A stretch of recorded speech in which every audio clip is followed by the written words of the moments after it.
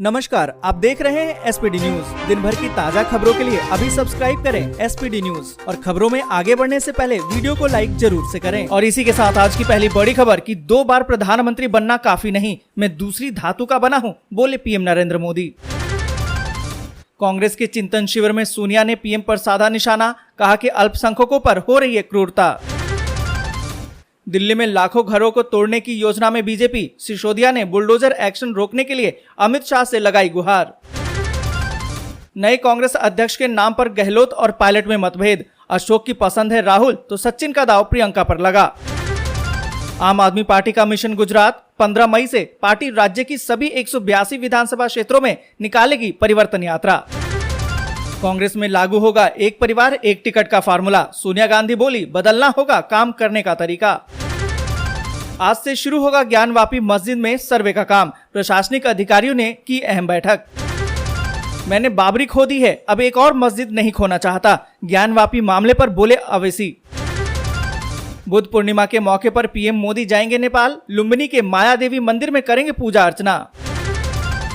तेजस्वी यादव बोले जाति जनगणना को लेकर नीतीश कुमार पर पूरा भरोसा, वो जल्द बुलाएंगे सर्वदलीय बैठक। देश में बीते 24 घंटे में कोरोना के 2841 नए मामले, सक्रिय मरीज 18,604, जबकि 9 लोगों ने तोड़ा दम। खुशखबरी, अब साल में 3 गैस सिलेंडर मिलेगा मुफ्त, उत्तराखंड के लोगों को होगा इसका फायदा। एलन मस्क का ट्वीट, ट्विटर सौदे पर फिलहाल लगी रोक, फर्जी अकाउंट्स की गणना का है मामला।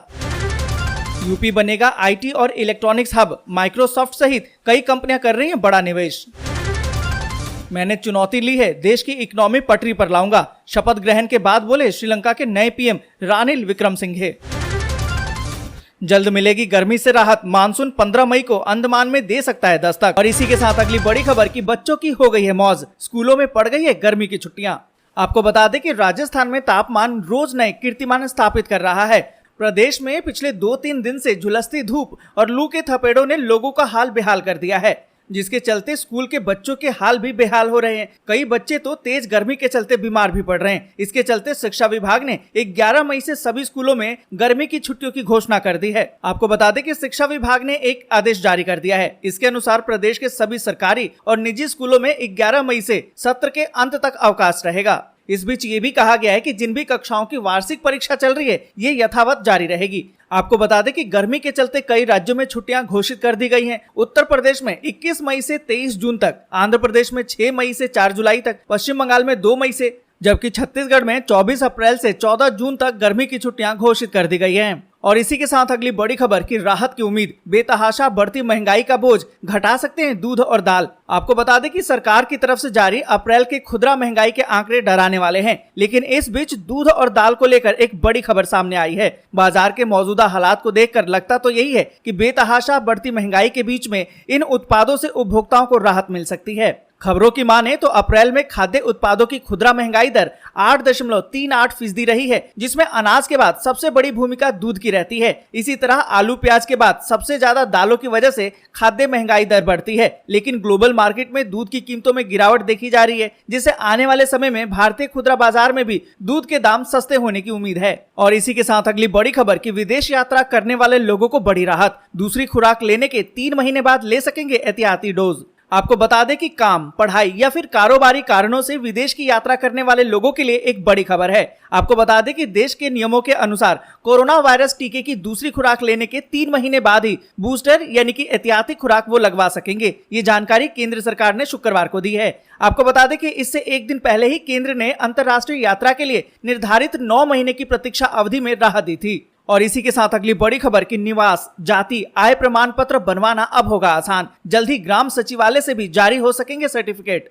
आपको बता दें कि उत्तर प्रदेश में योगी आदित्यनाथ की सरकार स्मार्ट विलेज की प्रधानमंत्री नरेंद्र मोदी की जो कल्पना थी उसको साकार करने के लिए कई तरह के प्रयास कर रही है। इसी कड़ी में राज्य सरकार हर ग्राम पंचायत में ग्राम सचिवालय बना रही है। सरकार ग्राम पंचायतों के माध्यम से विकास के कार्यों के साथ साथ गाँव के हर एक नागरिक को एक भागीदार बनाना चाहती है। प्रदेश सरकार ग्रामीणों की सभी समस्याओं का समाधान गांव में ही कराने पर योजना पर काम कर रही है और इसके द्वारा सरकार ग्राम स्वराज की परिकल्पना को भी साकार कर रही है।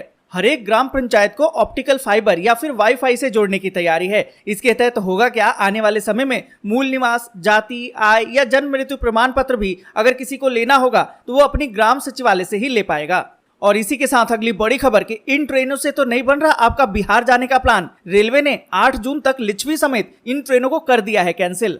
आपको बता दें कि पूर्व मध्य रेलवे की तरफ से बिहार के समस्तीपुर और सोनपुर डिवीजनों पर कई तरह के काम किए जा रहे हैं। इसके चलते रेलवे ने इस रूट पर ट्रैफिक ब्लॉक लेने का ऐलान किया है। आपको बता दें कि इस वजह से रूट पर कई ट्रेनों को रद्द किया जा चुका है, साथ ही कई ट्रेनों को शॉर्ट टर्मिनेट और कई ट्रेनों के रूट का डाइवर्जन भी किया जा रहा है। बिहार के इस रूट पर सफर करने वाले यात्री संबंधित इंक्वायरी नंबरों से अपने पहले जानकारी प्राप्त कर लें, जिससे उनको परेशानी का सामना न करना पड़े। और इसी के साथ अगली बड़ी खबर कि 40% तक महंगा हो जाएगा गेहूं, फिर से खाने को मोहताज हो सकती है दुनिया। आपको बता दें कि दुनिया भर में महंगाई आसमान छू रही है। कई देशों में खाने पीने के सामान बहुत ज्यादा महंगे हो गए हैं। ऐसा अचानक नहीं हुआ है, दरअसल पूरी दुनिया खाने पीने की सामानों की किल्लत से जूझ रही है। कहा तो ये जा सकता है कि पूरी दुनिया में खाद्यान्न संकट ने एक विकराल रूप ले लिया है। आपको बता दें कि जलवायु परिवर्तन के प्रभावों और कोविड-19 महामारी की वजह से ग्लोबल सप्लाई चेन पहले से ही बुरी तरह से चरमरा गई थी। दूसरी तरफ रूस यूक्रेन जंग ने इसमें आग में घी का काम किया है। इस युद्ध ने इस संकट को और भी गहरा कर दिया है। इसकी वजह यह है कि रूस यूक्रेन को ब्रेड बास्केट कहा जाता है, लेकिन जंग ने इस क्षेत्र को काफी नुकसान पहुंचाया है। एक तरफ एक्सपोर्ट पर गहरा असर पड़ा है, दूसरी ओर नई फसल पर भी असर पड़ा है। एक रिपोर्ट की माने तो गेहूं की कीमतों में 40% तक का इजाफा देखने को मिल सकता है। इससे आम लोगों की रोटी, ब्रेड, बिस्किट सभी तरह के तमाम प्रोडक्ट्स महंगे हो जाएंगे। और इसी के साथ अगली बड़ी खबर कि भूल से भी ना करें ट्रैफिक की ये गलती, वरना देना पड़ेगा 20,000 रुपए का जुर्माना। क्या आप सारे ट्रैफिक नियम जानते हैं या फिर सड़क पर गाड़ी चलाते वक्त आप नियमों का पालन करते हैं? अगर ऐसा नहीं है तो नियमों के उल्लंघन के लिए आपका चालान भी कट सकता है और आपको भारी जुर्माना देना पड़ सकता है। ऐसी गलती भी आप कर सकते हैं जिसकी वजह से आपको 20,000 रुपए तक का जुर्माना देना पड़ सकता है। इन दिनों सड़क पर साइकिल या फिर रिक्शा चलाने के लिए एक अलग से लेन बनाई जाती है। दिल्ली की सड़कों पर ये आपको कई जगह दिखाई भी देंगे। ऐसे में अगर आप मोटरसाइकिल, स्कूटर या फिर कोई और मोटर वाहन इस लेन में चलाते पकड़े जाते हैं जिसका इस लेन में चलाना प्रतिबंधित है, तो आपको 20,000 रुपए तक का जुर्माना देना पड़ सकता है। और इसी के साथ अगली बड़ी खबर कि LIC हाउसिंग ने बढ़ा दिया ग्राहकों पर बोझ, होम लोन किया महंगा, ब्याज दरों में कर दिया इजाफा। आपको बता दें कि भारतीय रिजर्व बैंक यानी कि RBI द्वारा रेपो रेट में 40 बेसिक पॉइंट की बढ़ोतरी के बाद एक एक करके कई बैंकों ने अपना होम लोन महंगा कर दिया है। और इस सूची में HDFC से लेकर ICICI बैंक भी शामिल है और अब LIC हाउसिंग फाइनेंस लिमिटेड ने भी इसमें कदम रख दिया है।